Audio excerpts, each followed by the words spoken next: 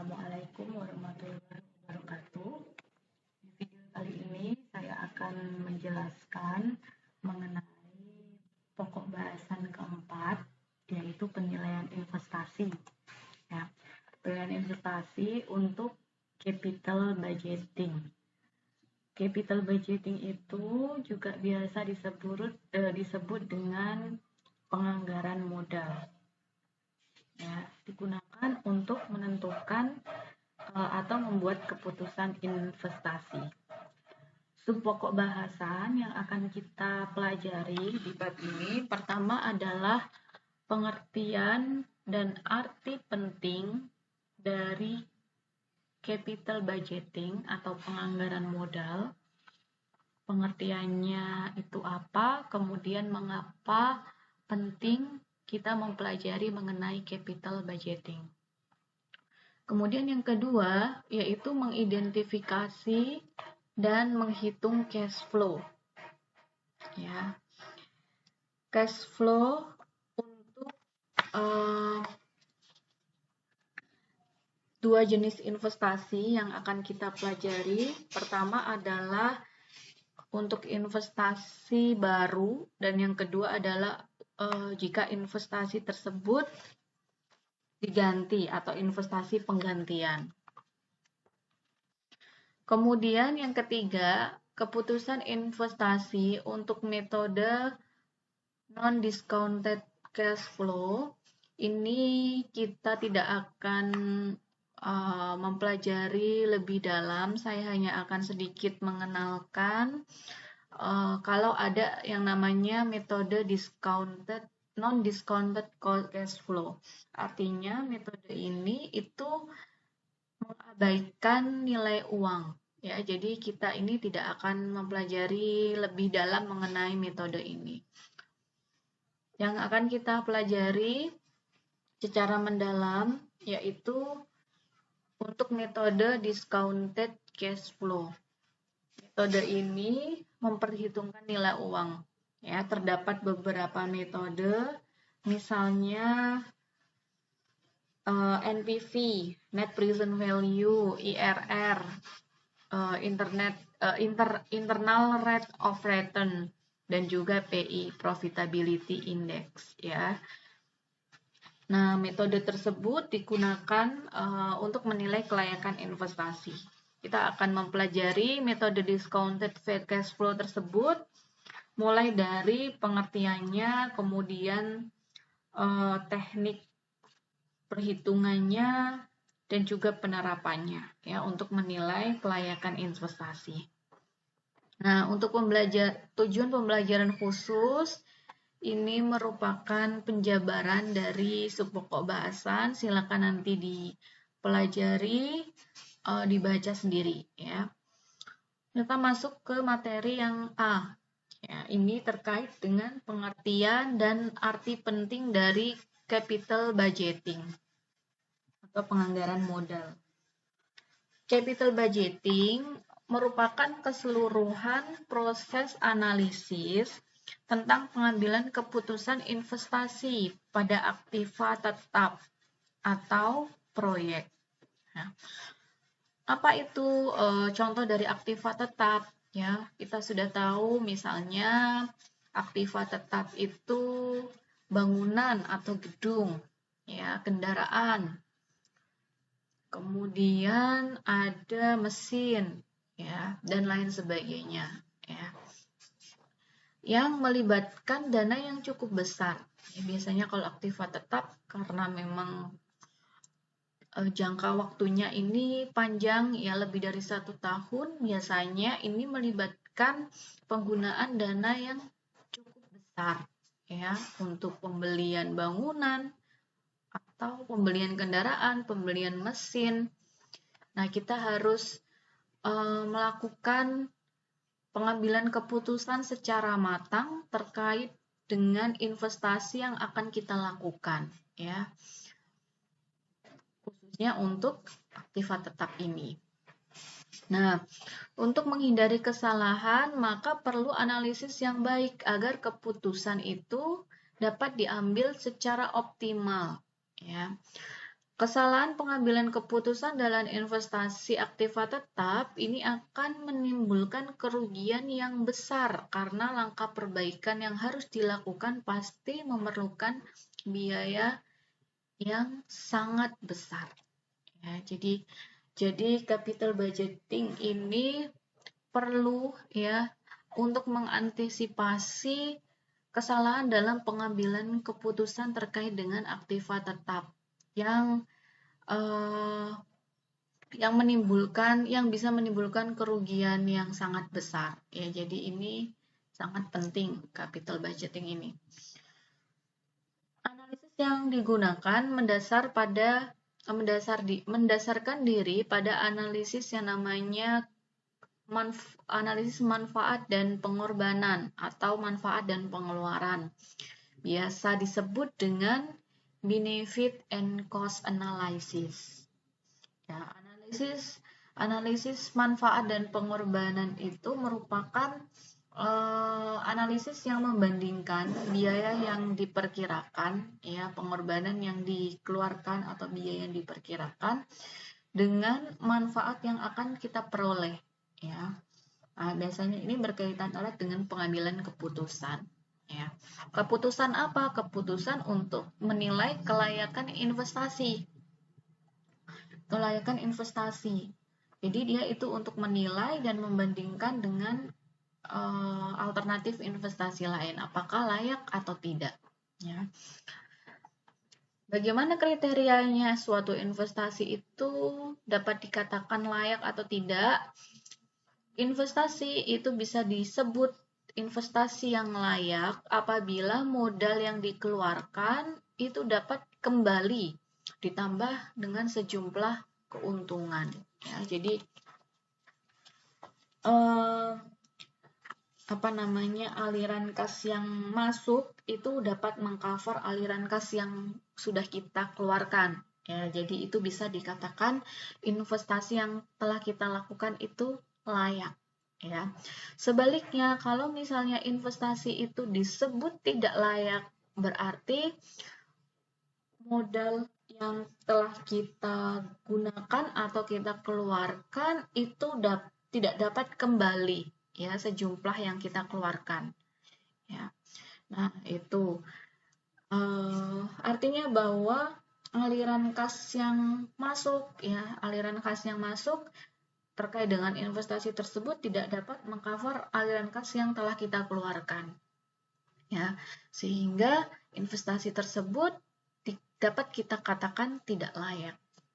Ya, seperti itu. Nah, selanjutnya menghitung aliran kas investasi. Aliran kas suatu investasi ini dapat dibedakan berdasarkan dua basis. Pertama adalah accrual basis. Ya, sudah kita pelajari di bab pertama. Accrual basis berarti segala transaksi itu dicatat pada saat terjadinya transaksi. Ya, dicatat pada saat terjadinya transaksi meskipun kita itu belum menerima kas atau mengeluarkan kas. Ya. Selain itu, aliran kas suatu investasi itu juga dapat berdasarkan cash basis. Cash basis itu ketika transaksi itu dicatat pada saat pengeluaran kas atau pada saat penerimaan kas. Ya, ini sudah pernah kita bahas di bab 1 ya, saya ulangi lagi. Jadi bisa berdasarkan accrual basis dan cash basis. Nanti kita lihat bagaimana cara perhitungan untuk menentukan aliran kas, ya, berdasarkan accrual maupun berdasarkan cash basis. Nah, jenis investasi dapat dibedakan menjadi dua jenis, ya, ketika investasi itu merupakan investasi baru atau ketika investasi itu merupakan investasi penggantian. Ya, kita akan bahas satu persatu. Pertama adalah investasi baru. Terdapat dua kasus, ya. Kasus A untuk investasi baru, yang kasus B adalah untuk investasi penggantian.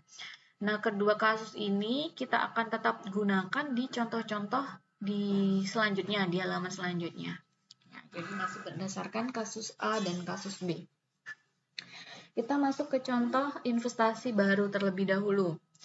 Untuk kasus A, sebuah perusahaan itu merencanakan membeli mesin seharga Rp85.000. Mesin tersebut ini dibeli dari Singapura dengan ongkos pengiriman Rp10.000. Ya, ini biaya pengirimannya 10.000. Setelah tiba di lokasi, mesin itu harus dipasang atau di setup dengan biaya Rp5.000. Umur ekonomis mesin sama dengan 5 tahun. Mesin baru ini diperkirakan dapat menghasilkan penjualan sebesar Rp150.000 per tahun dengan biaya operasi di luar depresiasi Rp100.000. Jadi ini biaya operasinya itu tanpa biaya depresiasi. Sedangkan tingkat pajaknya adalah 30%.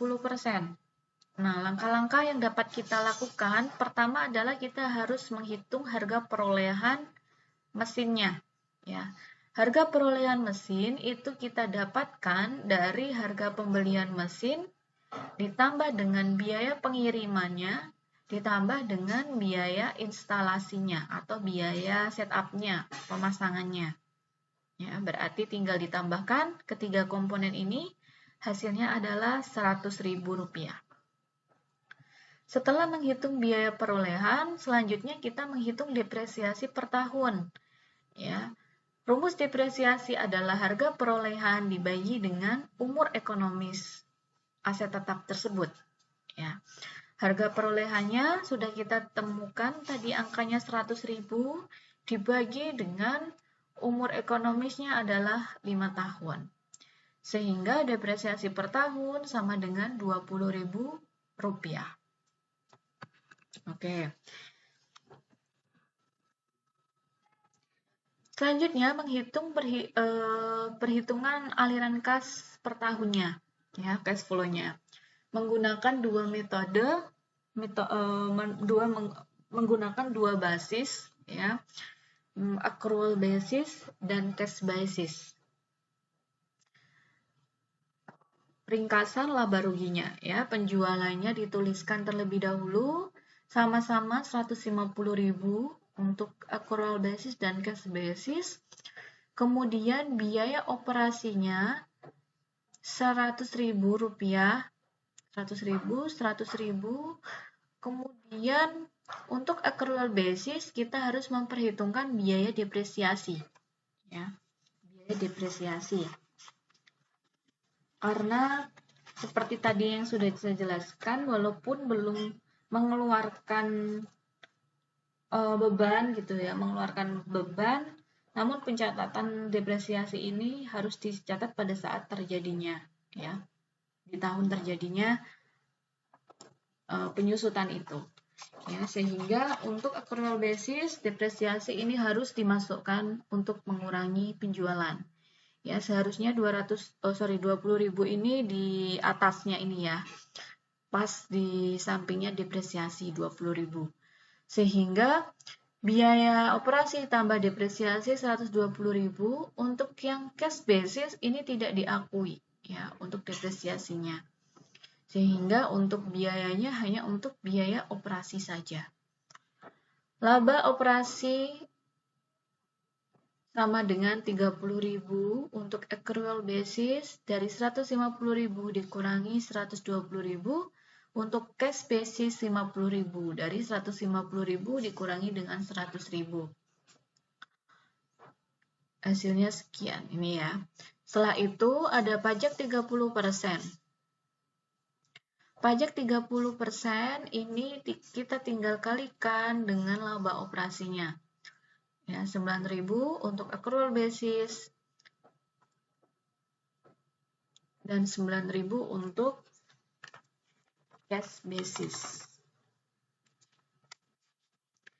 Laba bersih EAT-nya adalah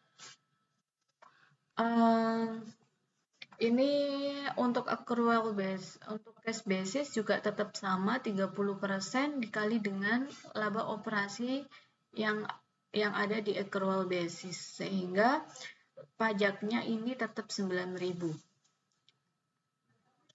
Ya. Sehingga laba bersih untuk accrual basis 21.000, cash basis 41.000. Nah, aliran kas masuk dalam 1 tahun ini untuk cash basis disebut dengan proceed. Ya. Proceed.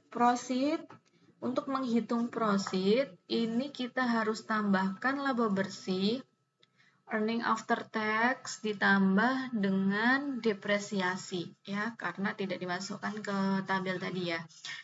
Sehingga proceed-nya 21.000 ditambah dengan 20.000.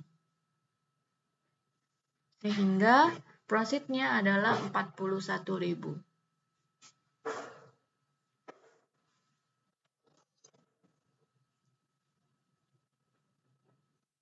Ya, 21.000 adalah ini.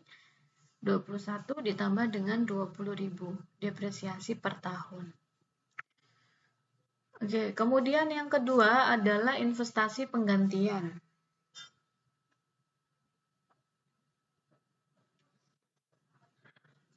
Kasus B, sebuah perusahaan akan mengganti mesin lama dengan mesin baru.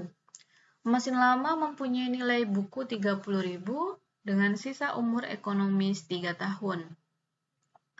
Mesin lama tersebut laku dijual sebesar nilai bukunya.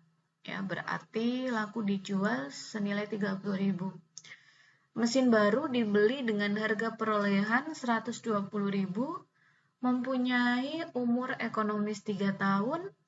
Penggantian mesin ini akan memberikan penghematan biaya pemeliharaan, biaya bahan, dan biaya tenaga kerja sebesar 55.000 per tahun. Tingkat pajaknya adalah 40%.